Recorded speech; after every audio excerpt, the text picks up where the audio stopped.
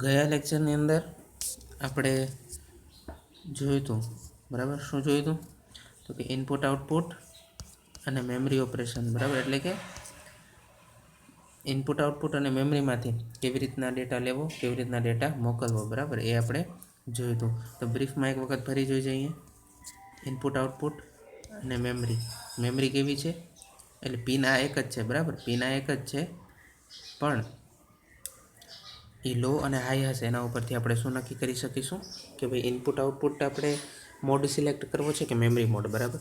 પછી આપણી પાસે બે સિગ્નલ હતા, એક હતું રીડ અને એક હતું રાઇટ. આ રીડ અને રાઇટ બંને જે સિગ્નલ્સ છે, બરાબર છે, બંને જે પિન છે એ કેવી છે? એક્ટિવ લો છે. એટલે કે બંને 0 હશે ત્યારે જે એક્ટિવ હશે. હવે ધારો કે મારે મેમરીમાંથી ડેટા રીડ કરવો છે, મેમરીમાંથી ડેટાને શું કરવો છે? રીડ કરવો છે, બરાબર. એટલે રાઇટ સિગ્નલ આવશે કે રીડ સિગ્નલ આવશે? બરાબર, રીડ સિગ્નલ આવશે, બરાબર. એટલે આપણું ઓવરઓલ સિગ્નલ શું થશે? તો કે ભાઈ ઇનપુટ આઉટપુટવાળી જે પિન છે, બરાબર, ત્યાં મારે 0 લખવાનું અથવા તો 0 વોલ્ટેજ આપવાના કે જેથી એ લો થાય, અને લો થશે તો જ મેમરી એક્ટિવ થશે. અને રીડ પિન છે ત્યાં મારે શું આપવાનું? ત્યાં પણ મારે 0 જ આપવાનું, એટલે કે 0 વોલ્ટેજ, તો જ રીડ એક્ટિવ થશે. આવી રીતે અલગ અલગ કોમ્બિનેશન, કુલ 4 કોમ્બિનેશન આપણે બનાવી શકીએ, બરાબર. કયા કયા? તો કે input output, write, input output, read, memory write અને મેમરી રીડ, બરાબર છે. આવી રીતના આપણે અલગ અલગ 4 જે છે એ સિગ્નલ બનાવી શકીએ છીએ. કુલ 3 પિનની મદદથી અલગ અલગ આવા 4 સિગ્નલ બનાવી શકીએ છીએ. હવે આગળ જઈએ તો કે હાલમાં 8085 માઇક્રોપ્રોસેસર કયું ઓપરેશન કરી રહ્યું છે તે જાણવા માટે સ્ટેટસ સિગ્નલ વપરાય છે. આ સિગ્નલો ઇનપુટ આઉટપુટ મેમરી સાથે મિક્સ કરી ટેબલ 2.1માં દર્શાવ્યા છે, બરાબર. આ પ્રમાણે માઇક્રોપ્રોસેસરનું સ્ટેટસ જાણી શકાય છે. હવે જો આ ટેબલ આપણે આજે સમજવાનું છે, બરાબર છે. હવે ધારો કે આ સ્ટેટસ S1 અને S0 છે ને એ પણ પિન જ છે, બરાબર. એ પણ પિન જ છે, જો હેરો, બરાબર છે. આ છે S1 પિન, બરાબર છે. આ રીડ રાઇટ સિગ્નલ જે આપણે જોયું મેમરી, બરાબર. મેમરી પર અહીંયા 12ની સાઇન આવશે, બરાબર. તો આ જો S1 અને S0, આ છે S1 S0, બરાબર છે. તો બંને પિન જ છે. હવે એની પછી શું ખબર પડશે? તો માઇક્રોપ્રોસેસરનું સ્ટેટસ કેવી રીતે? તો ચાલો જોઈએ. હવે જુઓ, ઇનપુટ આઉટપુટ અને મેમરી પિન એ જો 0 હશે, બરાબર છે, એ જો 0 હશે તો એનો અર્થ શું છે? અત્યારે કોણ સિલેક્ટ છે? ઇનપુટ આઉટપુટ કે મેમરી સિલેક્ટ છે, બરાબર. કારણ કે મેમરી શું છે? એક્ટિવ લો છે. એટલે કે એ લો ત્યારે એ લો હશે પિન તો મેમરી એક્ટિવ થશે. હવે જ્યારે મેમરી સિલેક્ટ હોય એટલે કે ઇનપુટ આઉટપુટ અને મેમરી પિન 0 હોય, બરાબર, એ 0 હોય ત્યારે ઇનપુટ આઉટપુટ અને મેમરી પિન 0 હોય, બરાબર, ત્યારે મેમરી સિલેક્ટ થયેલી હોય. હવે આ સમયે જો S1 અને S0 પિન 0 અને 1 એવી રીતના હોય તેનો અર્થ છે કે મેમરીની અંદર અત્યારે સ્ટોર થઈ રહ્યું છે, બરાબર. એટલે કે મેમરી રાઇટ થઈ રહી છે, બરાબર. એટલે કે મેમરીની અંદર આપણે કંઈક લખી રહ્યા છીએ. પછી જો ઇનપુટ આઉટપુટ અને મેમરી 0 હોય એટલે કે મેમરી સિલેક્ટ થયેલી હોય, અને આ વખતે S1 અને S2 પિન 0 અને 1 હોય તો મેમરી રીડ થાય છે. એટલે કે મેમરીમાંથી આપણે કંઈક વાંચીએ છીએ, આપણે કંઈક મેમરીમાંથી કોપી કરીને આપણા ડિવાઇસમાં લઈ રહ્યા છીએ, કહેવાનો અર્થ થાય છે. પછી આવે છે ઇનપુટ આઉટપુટ મોડમાં. હવે તમને એથી ખબર પડી જ જશે, બરાબર, કે જો ઇનપુટ આઉટપુટ મેમરી પિન 1 હોય તો કોણ સિલેક્ટ થયેલું હશે? ઇનપુટ આઉટપુટ, બરાબર.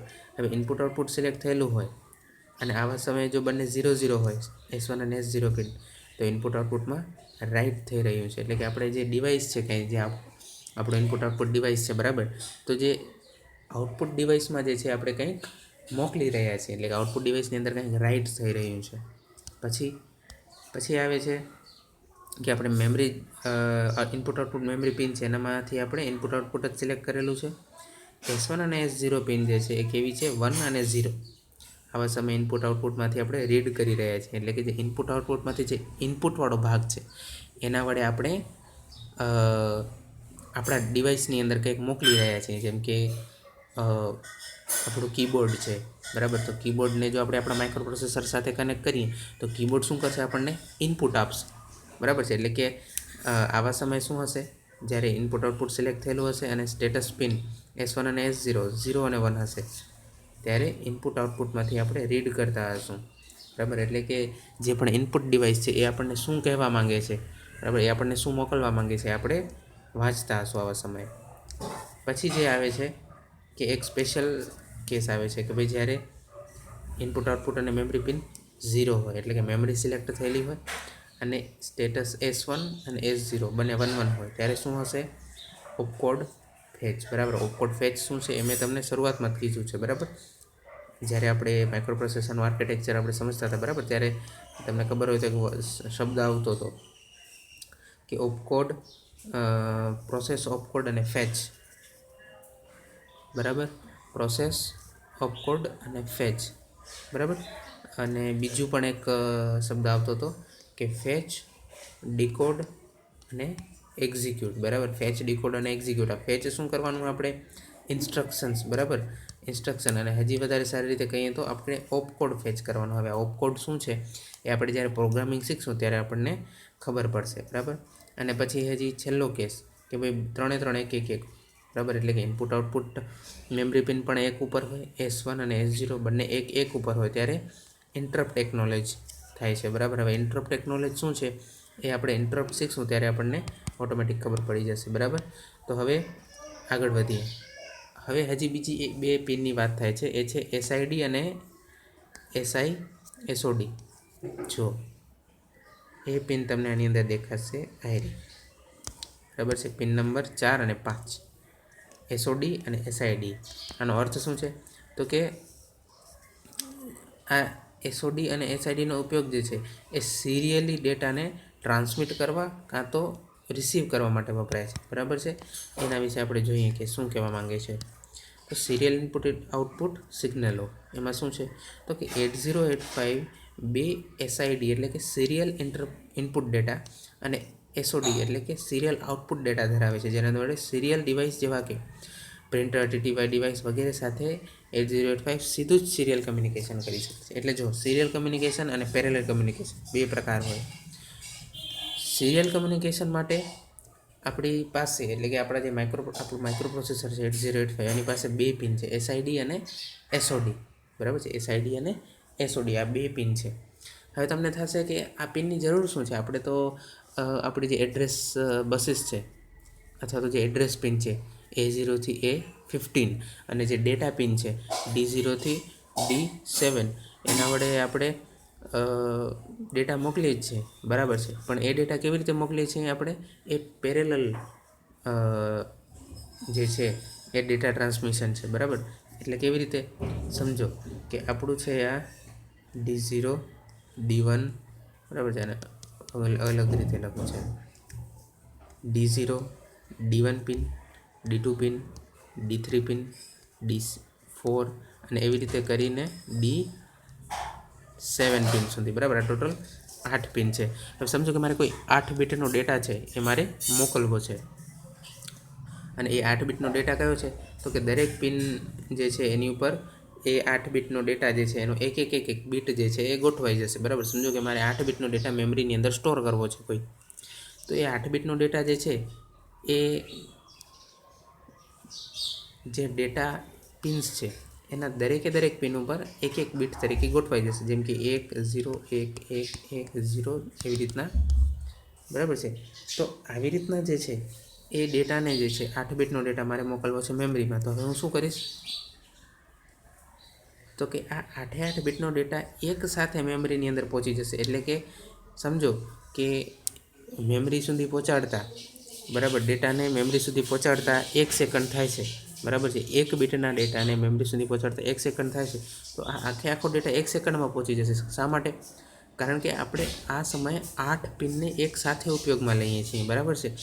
8 પિનને એક સાથે ઉપયોગમાં લેવી છે, એટલે દરેક પિન પોતાનો ડેટા જે છે એ મેમરી સુધી પહોંચાડશે. આ પેરેલલ ટ્રાન્સમિશન થયું. જ્યારે સિરિયલ ટ્રાન્સમિશનમાં શું હોય, એક જ પિન હોય. જેમ કે આપણે અહીંયા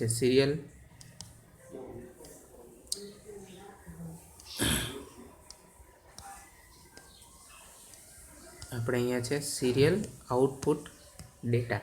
હવે આની સાથે સમજો કે મેં પ્રિન્ટરને જોડ્યું છે અને મારે 8 બીટનો ડેટા પ્રિન્ટરને પહોંચાડવો છે. તો હવે એક બીટનો ડેટા એક સેકન્ડે જશે, બરાબર. એટલે કે એક પહેલે જશે, પછી 0, પછી 1, 1, 0, 1. આવી રીતના એક બીટ જે છે એ પ્રિન્ટર સુધી જશે. એટલે જ્યારે આપણને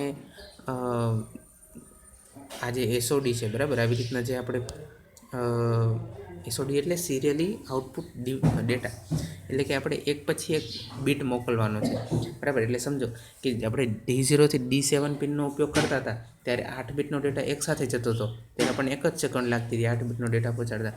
પણ જ્યારે આપણે આ સિરિયલ આઉટપુટ ડેટા આ પિનનો ઉપયોગ કરીને આપણે સિરિયલી ડેટા ટ્રાન્સમિટ કરશું તો 8 બીટનો એ જ ડેટા પહોંચતા કેટલી વાર લાગશે?